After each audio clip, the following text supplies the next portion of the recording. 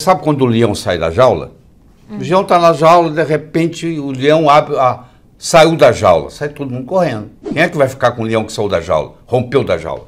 Então, quando você tem metástase, o leão sai da jaula.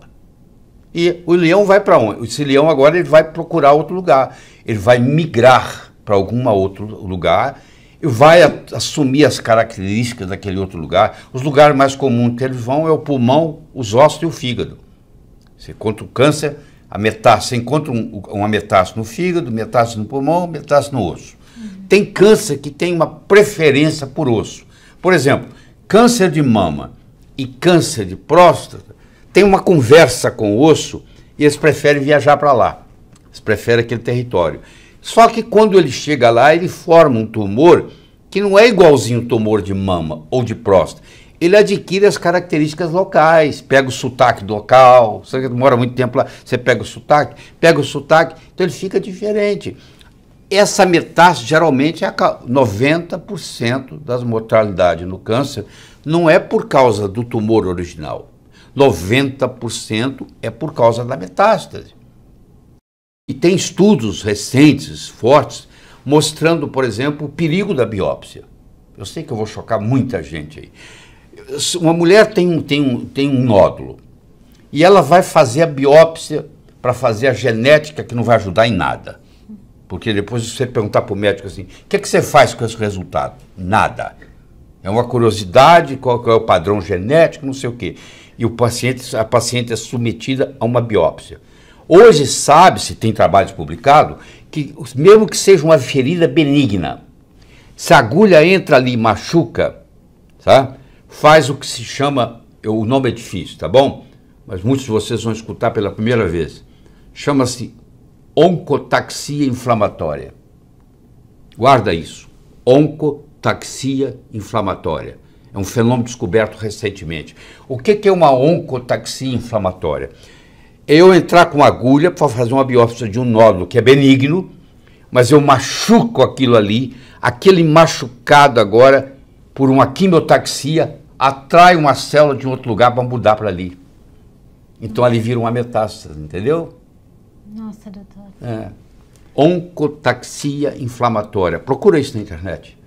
Tá? Doutor, aproveitando esse assunto, né? A impressão que a gente tem com o número de casos, né, com as notícias sobre o câncer, é que, de fato, estamos perdendo a batalha para essa doença. Não tenha dúvida. Nos últimos 50 anos, a mortalidade do câncer não mudou, com exceção de raras situações. Por exemplo, eu tenho uma leucemia mieloide crônica. Tem um remédio chamado GILVAC, Glivec, que é muito interessante. Entendeu? Então, mudou.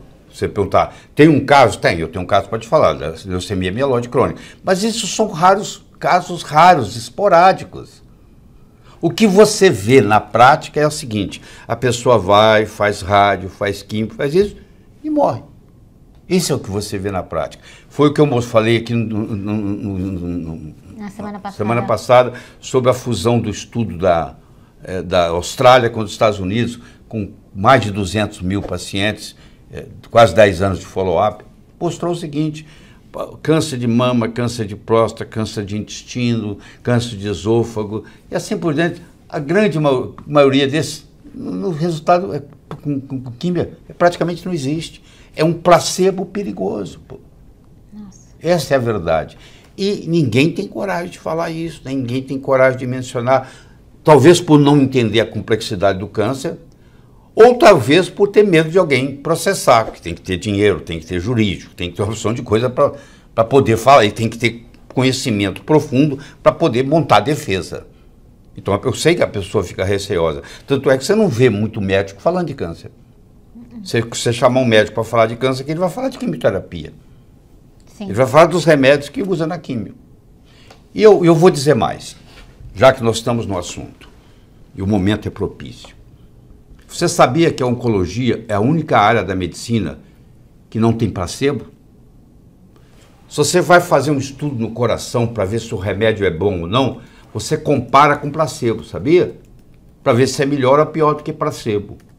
Na oncologia, a desculpa é a seguinte: a doença é tão grave que não pode ter placebo. Engraçado, a doença cardiovascular mata mais do que câncer. Então, ela é mais grave do que câncer, porque ela mata mais do que câncer. E por que na doença cardiovascular tem placebo e nos estudos e na aprovação dos remédios oncológicos não tem comparado com placebo? Eu faço a pergunta, vai pesquisar para você ver. Então, o que aconteceu? Como não pode ter placebo, porque, entre aspas, é uma doença muito grave, mas é menos grave do que a cardiovascular, que mata e tem placebo. Então, no estudo, eu comparo um remédio com outro, um remédio com outro, um remédio com outro. Então, qual o critério que eles usaram para provar um remédio oncológico? O critério usado para provar um remédio oncológico é se ele diminuir em pelo menos 50% o tamanho do tumor e manter essa redução por pelo menos 28 dias. Então, se você tem um tumor, eu te dou um remédio novo que reduz esse tumor à metade e fica reduzido por 28 dias, pelo menos, esse remédio tem tudo para ser aprovado. Só que o tumor não é a doença. O tumor é uma manifestação da doença. A febre não é a doença numa septicemia, numa infecção grave. Eu lhe dar um antipirético e baixar a febre, não significa que eu estou curando a infecção, você me desculpe. O paciente pode morrer até sem febre. O fato de diminuir o tumor não garante que essa pessoa vai sobreviver. Tem gente que o tumor até cresce e ela sobrevive, e tem gente que o tumor diminui e ela morre. Então, o critério usado para a aprovação do remédio oncológico está errado. Isso não é opinião minha, isso é opinião de quem senta na cadeira, estuda e pesquisa. Tem muitos no mundo fazendo isso. E falando, se você entrar no YouTube, lá nos Estados Unidos, você vai encontrar esse tipo de conversa que nós temos aqui, várias modos diferentes. Que lá eles puseram a boca no trombone.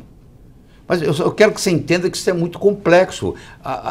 Esse conhecimento começou a chegar agora para você que está aí me assistindo. Ele está chegando.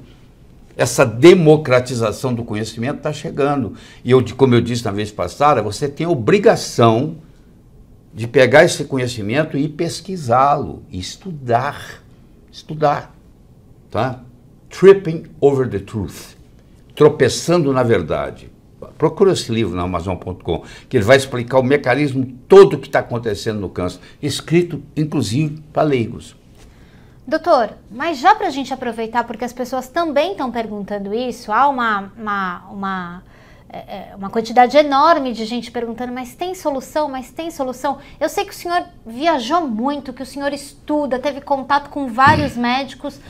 Sabe o que acontece?